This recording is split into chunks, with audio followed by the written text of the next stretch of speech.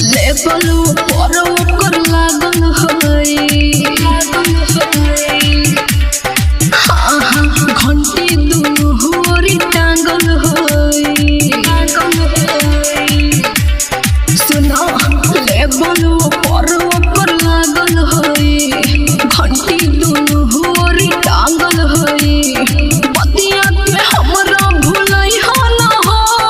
PUBG brand के नहीं हनु हो सुन सैया बात तू हमर ले आई हनी मन बिन के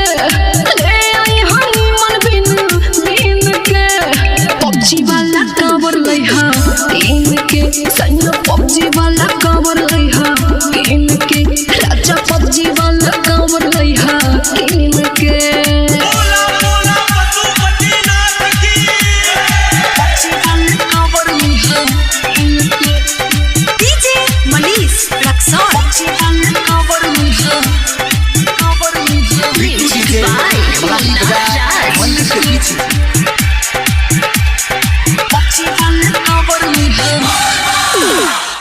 मार्केट में बड़ी बिकातन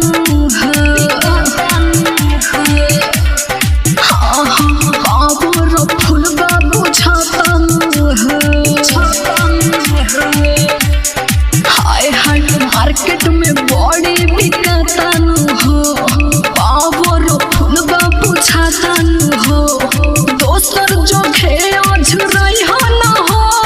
पतिया तू चंदन भुलई हो ना हो ब्यूटी पांडे को हंस तो हटे पैसा देले बनी